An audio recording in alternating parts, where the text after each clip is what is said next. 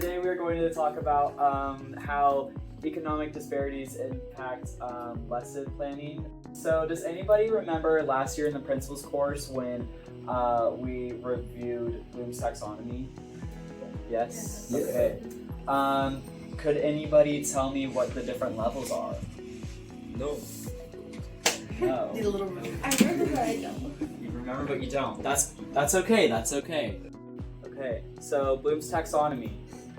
So at the top is the highest level and at the bottom is the lowest level.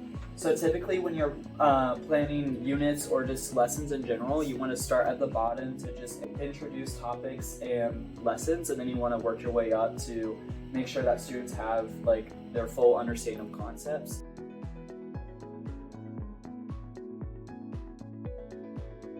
To start our lesson, I have made a Quizlet to review the program we'll be using today.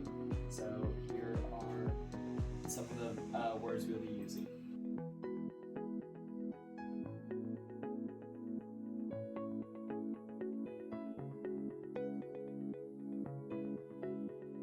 Then petri dish is of course it's a shallow. I'll show y'all because I have them.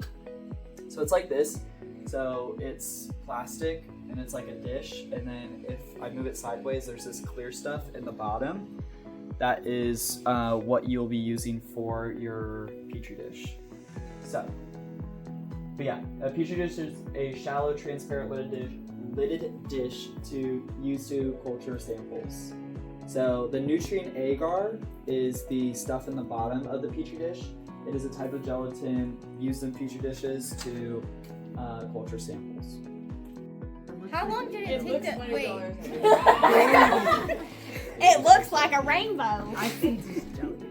Yeah, that's what I Yeah. Miss No, but it Asian, is kind of like iridescent. you have to keep it in the fridge because it smells bad. I don't know why that is, but that's the thing. Passing the bread around, please do not touch it. Okay. Dang. So, as I discussed earlier, there are Title I schools which do not receive as much funding from their community or just things like that. So they receive funding from the government. So some schools have more funding than others. So the reason y'all have petri dishes and bread is to signify how some schools are able to afford making petri dishes and some schools are not able to afford it. And has a real world like counterpart to do it, to like make it cheaper. So how much do you think nutrient agar costs? If anybody has a guess, raise your hand. Or is that That's the stuff in the petri dish. Oh. I'm gonna say $30. $30.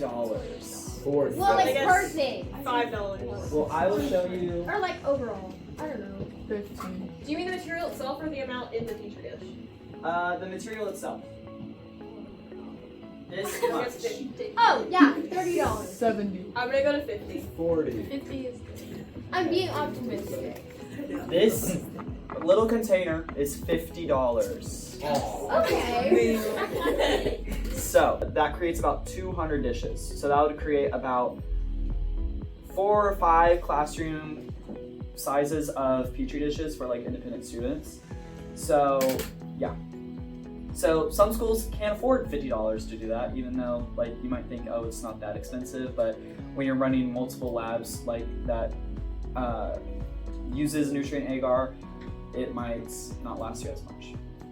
So another counterpart you can use for a less amount of money is fresh bread without preservatives or things like that, because it cultures mold the same way a petri dish does.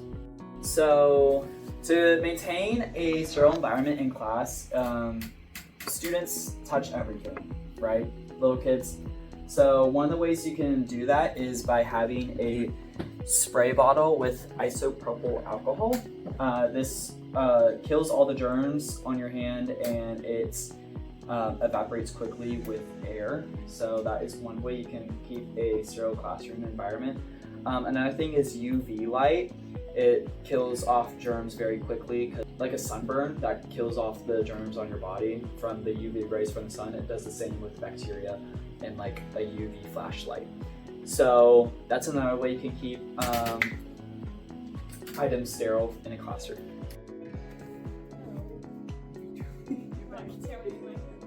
Okay, so as I handed y'all the cotton swabs, please, when you open the package, make sure not to touch just be very careful about what you touch with it and what you don't, because the moment that like makes contact with like a physical surface, like the air is fine, but even then it's kind of weird. But if it makes contact with any physical surface, like your body or the table or something like that, it already contaminates it, and you won't be growing the actual like germs from the sample you're meaning to get. So just be very careful about what you touch with it. So now I will set y'all free. I'm first going to come around and spray your hands to make sure with isopropyl alcohol, to make sure that they are clean and yeah. So if y'all have long sleeves, please roll them up for this part. So yeah, if you can like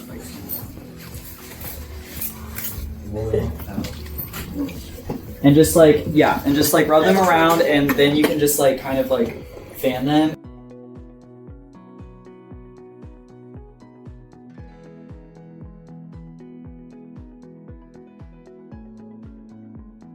Okay, and now y'all will obtain samples from around this classroom. So you're gonna take your cotton swabs out, and then I will wet them with water.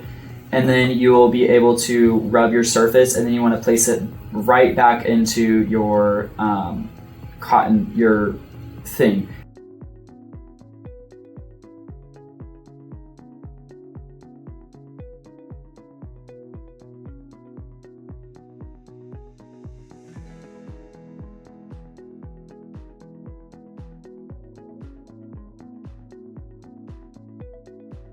So now that y'all have obtained your samples, what you're gonna do is like go for the petri dishes, go one at a time, and you're just going to grab your swab, and you're just going to go in a small circle, like right in the middle, closer towards the wall, but not like right on it. And then you're going to go on the other side. And for the loaves of bread, I just want you to like go like up and down and across. Does that make sense? Okay, so you all are free to do that now. Can we touch your bread? Yes. Oh, it's crumbly, bro. Oh, this is nasty. I feel really bad. And you want to make like a circular motion to make sure like all sides of your swab are making contact. That includes the Is it petri stale? dishes as well.